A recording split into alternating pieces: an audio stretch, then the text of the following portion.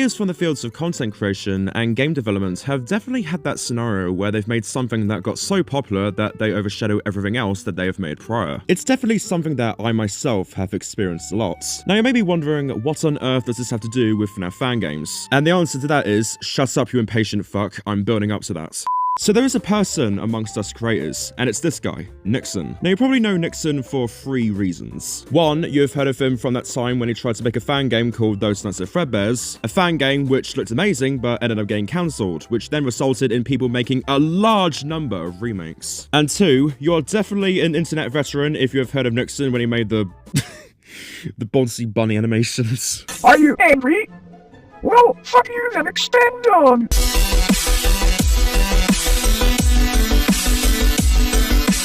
And finally, number 3. If you know Nikson, then you definitely know him simply because of this. The joy of creation. Now, I don't think I need to explain what the joy of creation is at this point. Everyone in the Five Nights at Freddy's fandom knows it, and it is one of the best FNaF fan games of all time, in my opinion anyways. And it's so goddamn good that I have yet to make a video about it. And it's popular for all of the right reasons. Well-made animatronics, amazing music, great voice acting, creepy environments, interesting story, good mechanics, etc. However, if you decide to go below the surface of the joy of creation's popularity and explore the depths of Nikson's past games, you will find another Five Nights at Freddy's fan game. A fan game that has pretty much been forgotten about as time progressed. And that fan game in question was called Those Nights at Rachel's.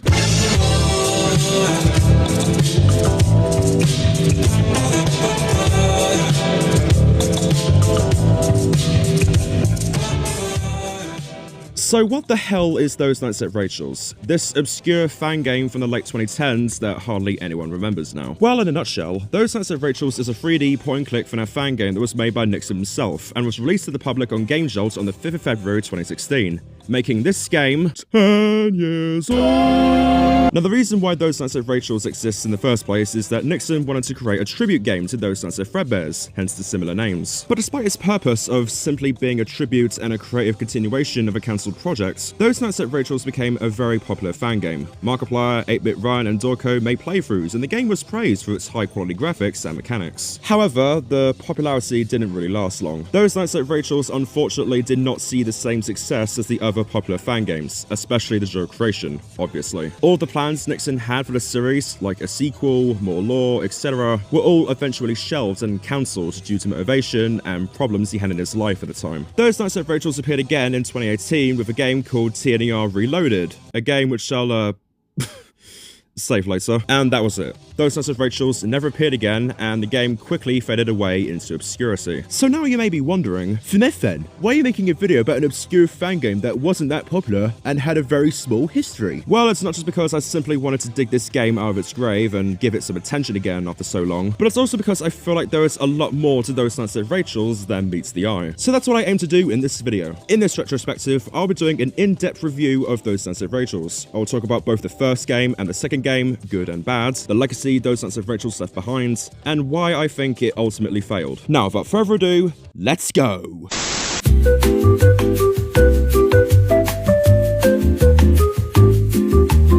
So what Those Nights at Rachel's 1 is all about exactly is as the year 1987, and Freddy Fazbear's Pizza has closed down due to the infamous Bite of 87 incident. While that shit show is happening, a brand new restaurant by the name of Doug and Rachel's has opened, complete with their own animatronic mascots who go by the name of Rachel the Rabbit and Doug the Dog. Man, Five Nights at Freddy's fan games really come up with some creative names, don't they? Pete the Pig, Bane the Bull, Ray the Raccoon, and a super duper secret animatronic called the Thing. I suppose you can say he's definitely quite fuck, I'm struggling to come up with a perfect gag. He's definitely quite an awesome thing. Yeah. We, the player, play as a night shift security guard to watch over the animatronics using the camera system. We also have to close a set of curtains, hide under tables, and protect ourselves with a set of doors where only one can be closed at a time, because of fucking course they do. All while we talk with a delightful phone guy who is definitely not evil in the slightest and is definitely not hiding any secrets behind our backs at all. Don't you think taking the endoskeletons was enough? Wait, oh shit. Purge.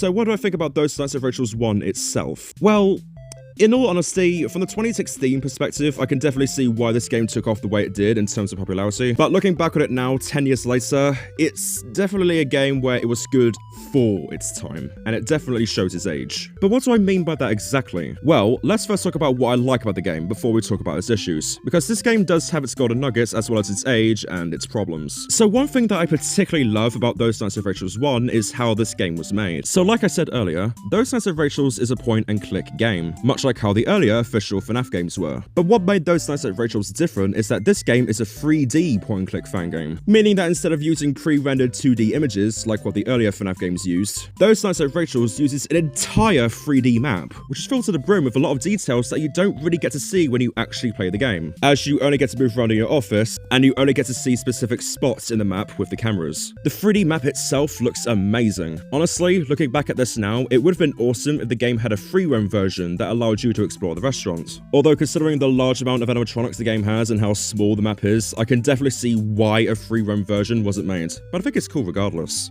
Another thing I like about Those Nights at Rachel's are the gameplay mechanics, particularly because of how the mechanics give the game a level of decent realism, as well as making the game quite challenging. For one, if you want to close the doors, you have to exit the camera system and then physically switch to a different monitor to close whatever door you wish to close. Now yes, before you put on your glasses and go, well actually, yes, I do know you can also close the doors by just pressing the Z or X keys, but to be honest, if you do that, then you're probably the same person who would turn the brightness up to the max while playing a horror game. And also, if you want to actually see what's outside of your doors, you have to use your flashlight instead of just using a button like in FNaF 1 or FNaF 2. And another thing I like about the mechanics of Those Nights at Rachel's are the doors themselves. So like I said earlier, briefly, only one door can actually be closed at any time, meaning that if you have already closed one door, you can't shut the other one. Now you may be wondering, what can you do in a situation when there are two animatronics standing outside both of your doors? Well, in this scenario, all you need to do is keep one door closed for one animatronic and then hide under the desk to protect yourself from the other one. Hiding under the desk, being able to close only one door at a time and having to use your flashlight makes Those Nights at Rachel's very realistic and challenging. Well, to an extent. But I'll talk about that in,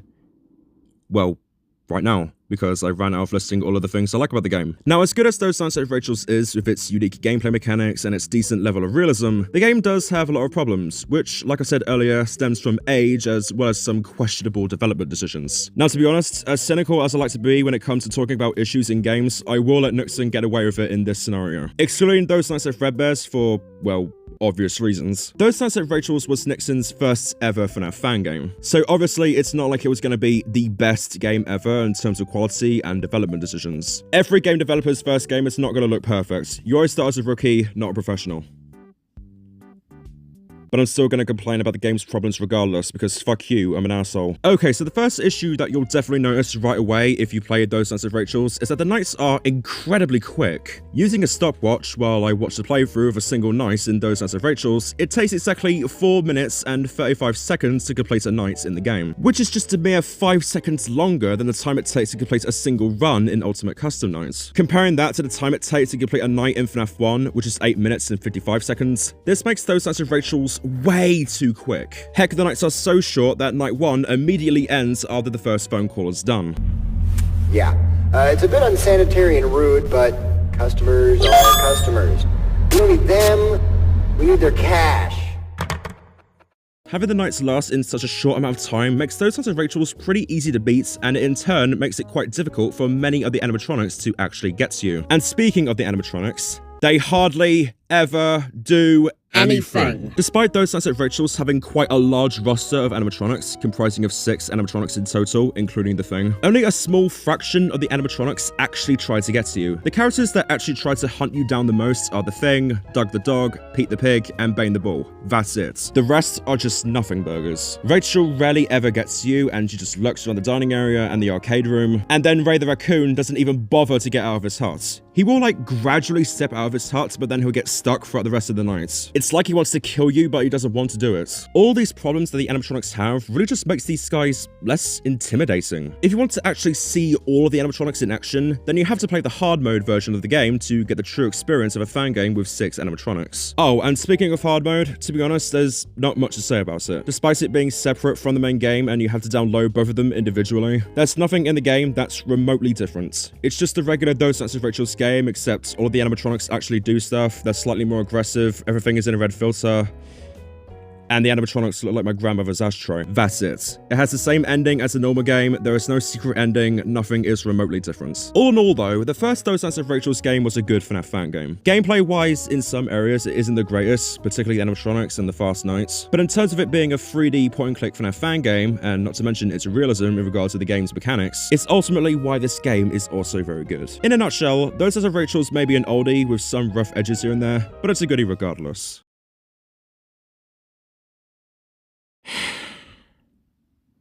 Okay, so I guess this can never truly be a video about Those Nights at Rachel's without talking about the squeakquel itself, Those Nights at Rachel's Reloaded. But before I do, here's a quick history lesson. Trust me, it's important that you listen to this first because this includes some vital context for this whole thing. Anyway, now sit down, shut up, and pay attention. So when Nikson finished and released Those Nights at Rachel's 1, he wasn't happy with how the game turned out. And so he decided to immediately draw up plans for a sequel to make it look better than the original Those Nights at Rachel's. And so the sequel was officially announced and revealed on Game Jolt on the 10th of March 2016. Now there isn't really a whole lot I could find in regards of what would have been included in this sequel, as the only resources I could find were Game Jolt posts and teaser images. But from what I could find in these posts, there were a lot of interesting plans for the sequel. Much like Five Nights at Freddy's 2, the lore of Those Nights at Rachel's itself was planned to be fully revealed in the Those Nights at Rachel's sequel. How exactly? No idea. Presumably through the use of cutscenes or newspapers. The Dual Creation Reborn was also in development while Those Nights at Rachel's 2 was planned, as according to another Game Jolt post, was so that Nikson could learn how Unreal Engine 4 works. He did also specifically say he wanted to learn the free roaming aspect of Unreal Engine 4, so I'm guessing that was also a planned feature for the Those Nights at Rachel's sequel. Without a shadow of a doubt, Nikson wanted Those Nights at Rachel's 2 to be the most polished fan game, with a lot of ambitious ideas. So, what happened? Well, only a few months after getting revealed, Those Nights at Rachel's 2 was cancelled on the 12th of August 2016. Nikson explained that the reasons why he decided to cancel the game was that 1. Nikson was beginning to lose interest in making Five Nights at Freddy's fan games at the time, and 2. Nikson was a student while he was making these games at the time, and school was taking up a lot of his free time, and so he had no time to work on Those Nights at Rachel's 2. Fans were upset at the news, of course, but unfortunately, no amount of outrage ever did anything, and so Those Nights at Rachel's was left behind in the dark without a sequel. That is, until 2 years later, on April 2018, this dropped. A game called Those Nights at Rachel's 2 Reloaded. So, what is Those Nights at Rachel's 2 Reloaded all about? Okay, you know what? I'm just going to play a small clip of the game to see for yourself.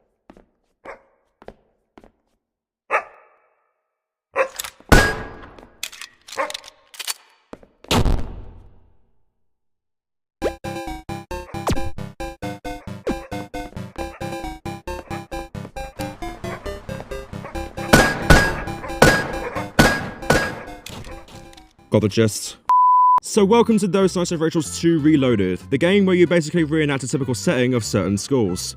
Oh boy, this joke is going to get me in trouble. The game comes with 2 modes, a story mode and an endless mode, which is locked. In order to unlock endless mode, you'll have to complete the story mode first, which involves shooting all of the animatronics with a pistol, with plenty of ammo to keep you supplied. And that's pretty much it really. Shoot all of the animatronics, defeat the final boss, who is the thing, but it just spins constantly. And then Bob's your uncle, finish your aunt, you beat the game. If you couldn't tell at this point, because you have no IQ or whatever, Those Nights at Rachel's 2 Reloaded is an April Fool's joke. And to be honest, even though it's just an April Fool's joke, it is definitely one of the best April Fool's games I've ever seen. The map itself looks very good, and the game itself is honestly quite fun. And even though it's just an April Fool's game, there are a lot of moments where you can get jump scared pretty easily if you don't pay attention to your surroundings. Why did they just explode on you when you die? Jerry! There's a bomb strapped to my chest! Oh, and here's another thing. So, even though Those Nights at Rachel's 2 Reloaded is just an April Fool's joke, Nikson said that the game is actually canon to the Those Nights at Rachel's story. Yeah. A game where you shoot T-posing animatronics with a pistol and can explode in your face is a part of the Those Nights at Rachel's timeline. I'm not sure how to square that one. However, while I think Those Nights at Rachel's 2 Reloaded is a decent and funny game, a large majority of people thought otherwise. In typical FNaF fandom fashion, the game received a lot of backlash from fans, and the most common complaint from them was, "Well, it's not the game I wanted, it's not fair." And to that I say, boo-hoo, shut your mouth and suck it up. I can understand that it may be disappointing to have waited a year or two for a proper Those Nights at Rachel sequel, and then all you got after waiting that long was just a goofy first-person FNAF shooter, but still, grow up. But all in all, as much as Those Nights at Rachel's 2 Reloaded was pointlessly hated on for the most pathetic reason ever, Those Nights at Rachel's 2 Reloaded, in my opinion, is a charming game. It's well made, it's fun, and it has a lot of funny moments. While it is sad that we never got to see a proper sequel to Those Nights at Rachel's, Those Nights at Rachel's 2 Reloaded was a nice send-off. And that's pretty much it. Those were all of the Those Nights at Rachel's games. Those Nights at Rachel's is definitely one of the most unfortunate fan games out there. The first game brought in a lot of potential, only for unfortunate events to strike all of that down, which ultimately caused TNaR to be in the situation it is in now. Now, this is not me saying that this is all Nikson's fault or anything. Absolutely not. It was clear that he wanted to make Those Nights at Rachel's the best game ever. If Nikson truly didn't care all that much about Those Nights at Rachel's, he definitely would not have planned a sequel. It was just a case of very bad luck, in all honesty. I've seen some FNAF fans referring Those Nights at Rachel's as a white elephant, and quite frankly, it kind of was. But while Those Nights at Rachel's may have failed and it never became the next big spin-off franchise like Five Nights at Candy's and Pop Goes, it is still a decent fan game. Yes, it has its issues, and to be honest, the popularity it did garner in 2016 may have been somewhat overhyped to an extent, especially when you actually play the game itself. But it's definitely not the worst fan game ever, as some claim it to be. There are a lot of other FNAF fan games out there that definitely look visually worse than Those Nights at Rachel's. I think if you look past its problems, it's a good fan game.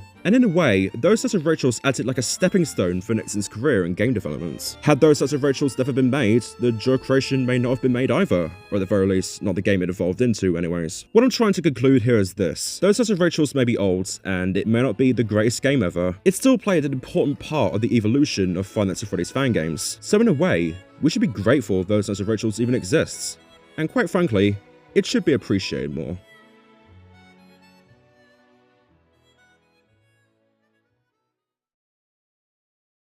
Shit, they